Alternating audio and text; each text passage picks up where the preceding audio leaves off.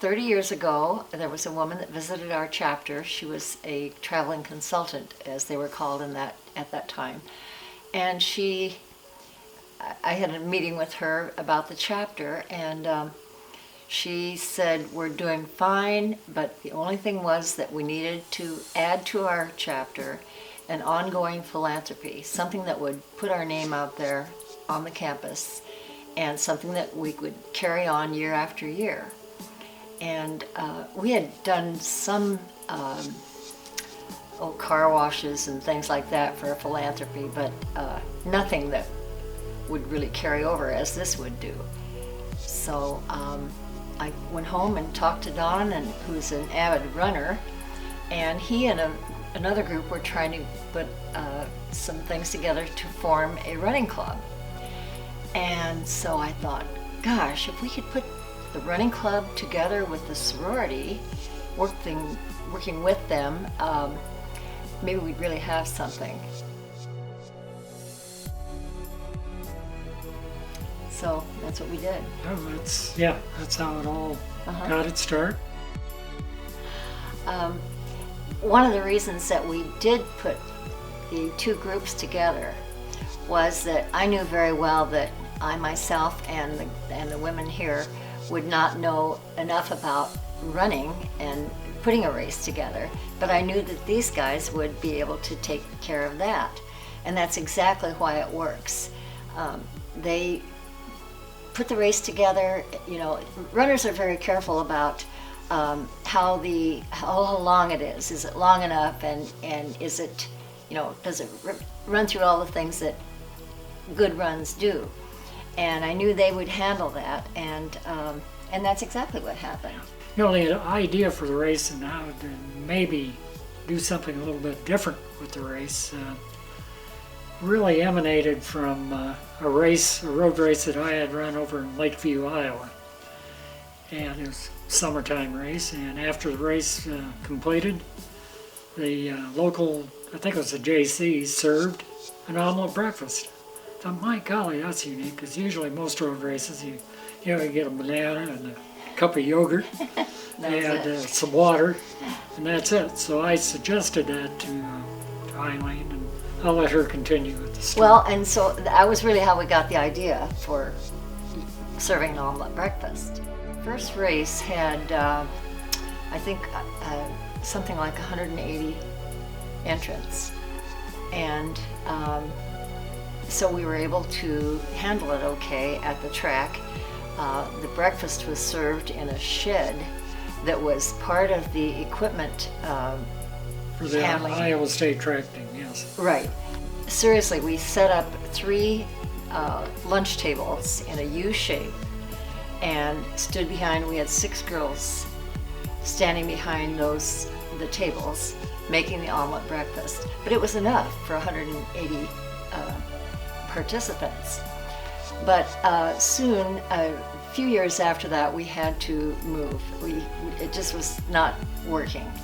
So we moved to another spot on the Iowa State campus at the gym.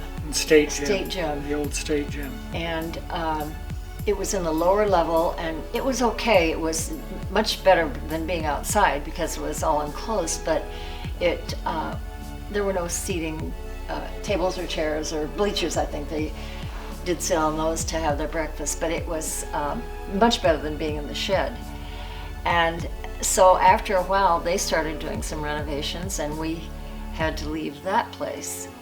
So we went to Welch Junior High, which was probably about a mile from the track, the Iowa State track where the race finished, and used that for a number of years.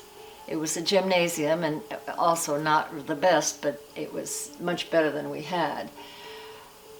And soon they were building a new building, and we had to vacate that one, and timing worked out so that eventually we got to the new building, the new Ames Middle School, and that is where we are now. And it's absolutely perfect. It's just the best that we could have. I think the biggest impact that Run for the Roses has made upon myself is being able to help those in my family. My great-grandmother and my grandmother both suffer from arthritis, and it's just great to be able to give back to something that can give back to my family members too. Run for the Roses has gotten more interactive with the sorority house. The sorority has embraced it. At first, when you first start, maybe they don't embrace it so much. But as time goes on, and the benefit is for the benefit of the AOII house, which is arthritis, and the benefit keeps getting bigger and bigger. And so that, I think, allowed the sorority to take more ownership with it. And I think Eileen had a lot to do with that, if you want to be honest about it. As usual, when you start something new, there's a lot of things that you have to learn for the first time. And we did that. We did a lot of learning from stuff, and we tried to get as many things for the race without cost as possible. Working with the AOII chapter here over the years, it's really changed a lot. In recent years, well, the Ames Area Running Club kind of provides the continuity, and the women of AOII provide the energy, I guess you would say, because we're all pretty old anyway. But the main race directors and the committee chairs from AOII every year seem to step up even more in terms of the amount they contribute to the organization of the event. And it's now more their event than the running club. I think originally it was more the running club and they helped, and now it's more the AOII's, and the running club provides the continuity in the equation. And our first year, though, was, we really worked hard on getting the word out and everything. And we did decide, okay, we're going to give away a t-shirt. Those first few years, those are short sleeve t-shirts, not long sleeve. But the idea, because we called it Run for the Roses, was to have a rose for each finisher. Anyway, we really have stayed pretty much with that tradition. A rose, a t-shirt, some door prizes, and so on, ever since then. As far as traditions, part of the tradition is just the number of years that we've been able to successfully hold this race.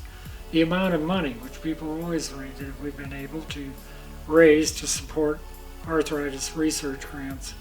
And of course, that's what this is all about. It's Alpha Omicron Pi's Philanthropy, and our Ames Area Running Club members have really bought into it. There's several people, including myself, that as I've aged and put on too many miles, they're suffering from arthritis. So anyway.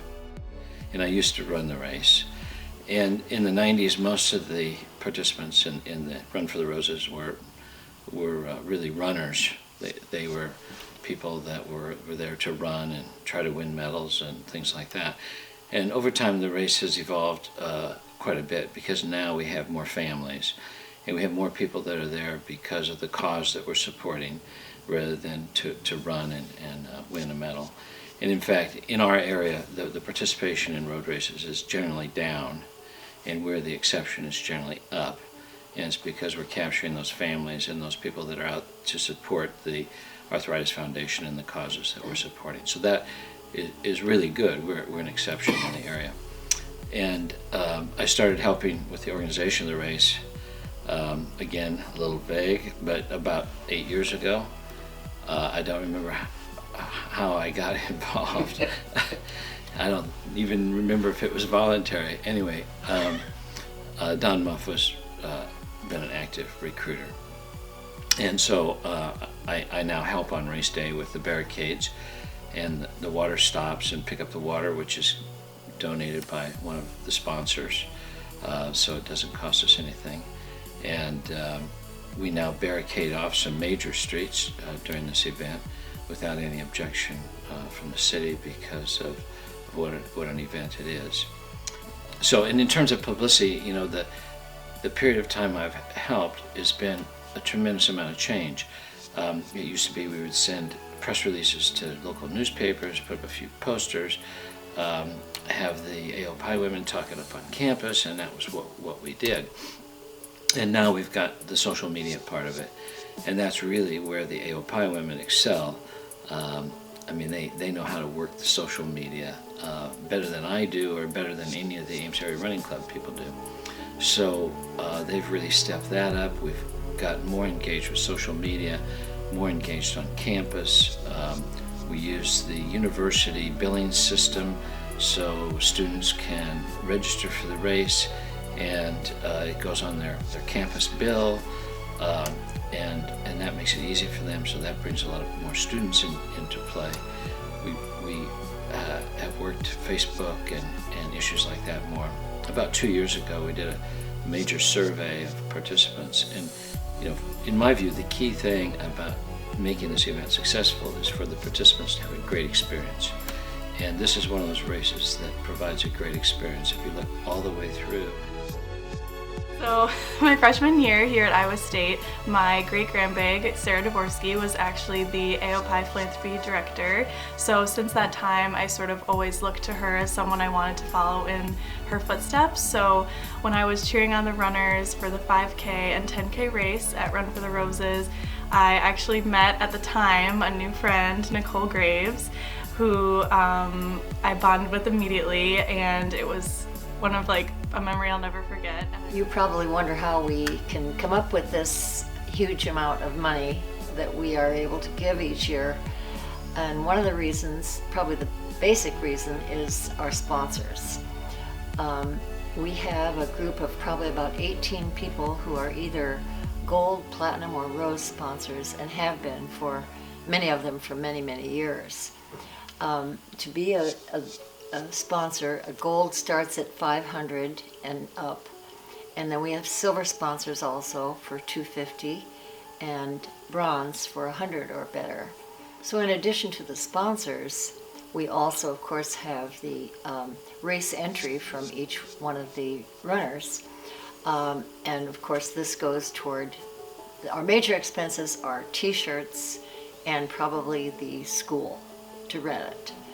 And so the combination of the two, we add everything up. There are other expenses also that go into it, but those are the major ones. But whatever we have left after all the bills are paid, food incidentally is probably 95% donated by the merchants. But there are some other odd expenses that we have, printing and so forth. And so anything over and above that is what we're able to give to arthritis research. But the key thing are the sponsors. Sponsors are, more sponsors we have, the better. Yeah. And the more entries we have, the better. Yeah. And that's one thing. I think you've got a section there you want to address, how are we going to up our numbers and so on and so forth. And one of the keys to that is having more and more and more students registered for this event. Hi, my name is Mia Guyan, and I was Iota Sigma's co-director for the 30th Annual Run for the Roses 2016. My name is Miranda Briscuso, and I was head of registration. Hi, I'm Galen Wilkie. I've been an Ames